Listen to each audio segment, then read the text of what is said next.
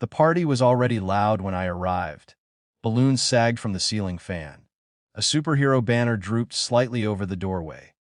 Kids ran in circles, sticky, fingered and shrieking, while adults hovered near the kitchen pretending to supervise. I came bearing the usual, a wrapped gift, a card with cash tucked inside, and the quiet understanding that I'd probably end up paying for something else before the day was over. Pizza ran short. A clown needed an extra hour. Someone forgot candles. It was always something.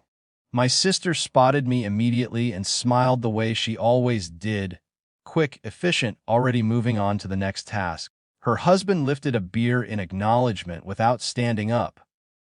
I put the gift on the table with the others. An envelope sat beneath the wrapping paper, slightly thicker than the rest.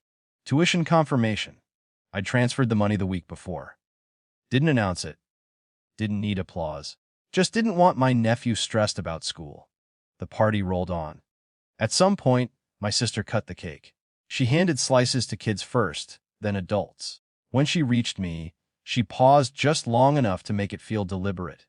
She smiled and said, loud enough for the kitchen to hear, "Buying stuff doesn't make you special. You're just the family wallet." Her husband laughed.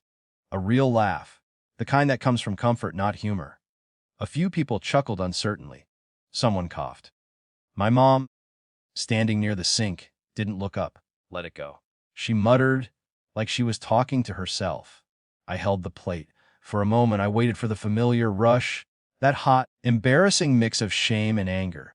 The urge to justify myself, to list receipts, to remind them how often the family wallet showed up when things went wrong. But it didn't come. What came instead was clarity, clean and quiet. I saw it all at once: the late night calls when something broke. The hospital bills slid across tables toward me without eye contact. The tuition email forwarded without explanation. The way generosity had slowly turned into expectation, then into dismissal. I set the cake down on the counter, carefully, like it deserved better than being part of this. Then I walked back to the gift table. The room hadn't gone silent yet. Conversations continued. A kid screamed with joy somewhere behind me. I picked up the envelope, felt its weight, turned around.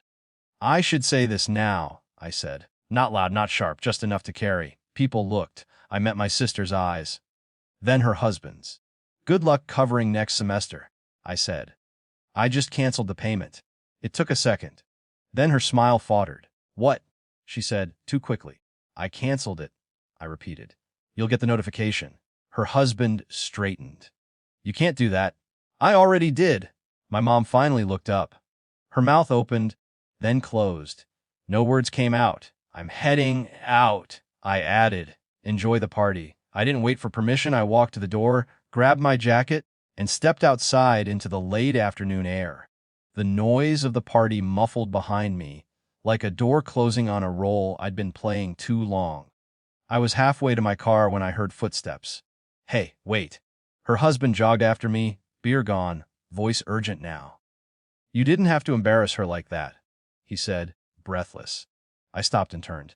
I didn't embarrass her, I said. I corrected a misunderstanding. He scoffed.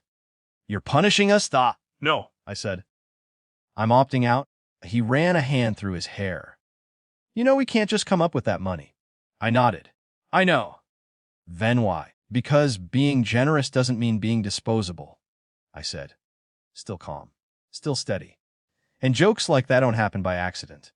He stared at me, searching for anger he could argue with. I didn't give it to him. So what? He said finally. You're just done with us. I'm done being the wallet, I replied. The rest depends on how you treat me when money isn't involved. He didn't follow me after that. I drove home with the windows down. The silence felt strange at first, too open, too unguarded. Then it settled. My phone buzzed once. Then again, I didn't check it. That night, I made dinner for myself. Something simple. I ate at my own pace. No one asked for anything. No one joked at my expense. Over the next few days, messages came in waves: confusion, anger, bargaining. My sister asked how I could do this. To family. My mom asked if we could just move past it. Her husband asked that I'd reconsider once things cooled down. I replied to none of them immediately. When I finally did, it was brief. I said I loved my nephew. That hadn't changed.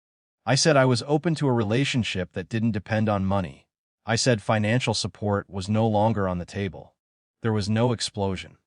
No apology either. Just distance. It hurt more than I expected. Not because I missed being needed, but because I saw how thin the connection had been once usefulness was removed. Still, something steadier replaced it. A sense of alignment. I hadn't yelled. I hadn't shamed anyone. I hadn't demanded gratitude. I'd simply stopped paying for disrespect. And for the first time, that felt like enough.